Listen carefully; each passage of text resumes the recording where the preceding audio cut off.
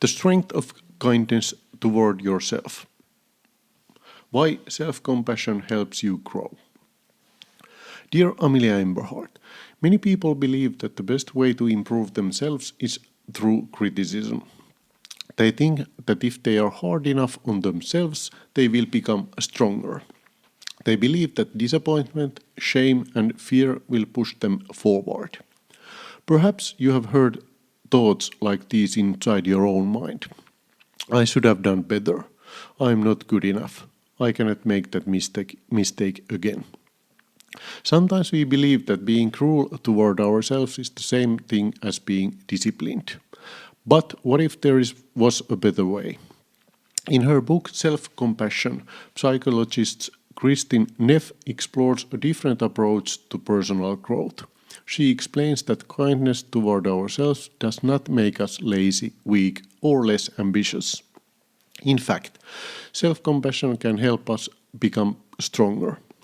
The question is not whether we should grow, the question is how we can grow in the healthiest way possible.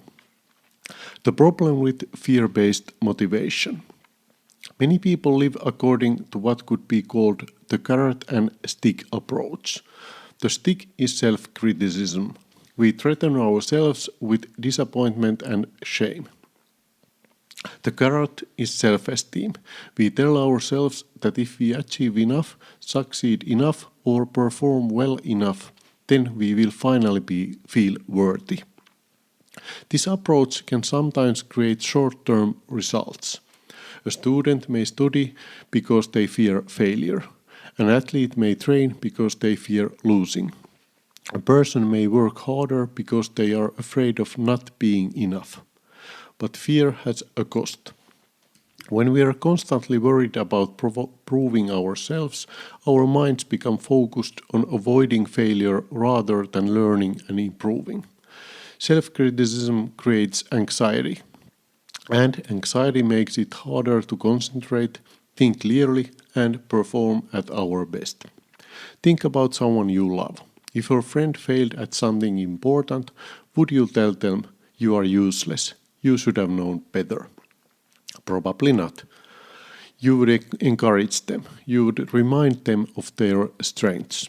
You would help them understand what they can learn from the experience. So, why do we often treat ourselves in ways we would never treat someone we care about?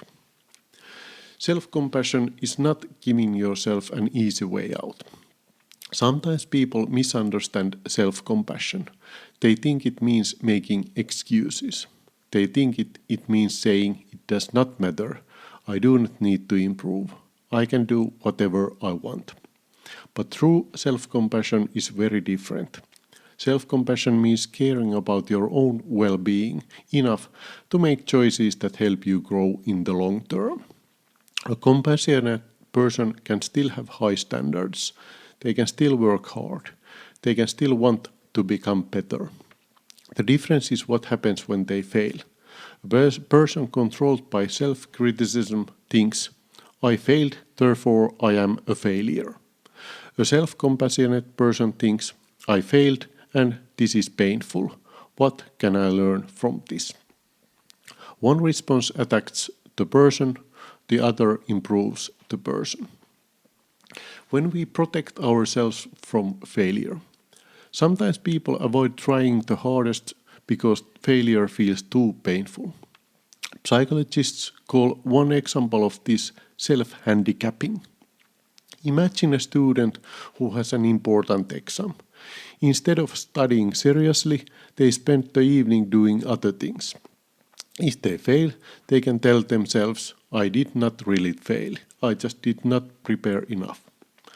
The same thing happens in many areas of life. A person delays starting an important project. They avoid practicing a skill. They do not fully commit. Then, if things do not work out, they have an explanation that protects their self-image. The problem is that this protection also prevents growth. If we never truly try, we never discover what we are capable of. Self-compassion gives us another option. It allows us to say, "I might fail, and I will still be okay.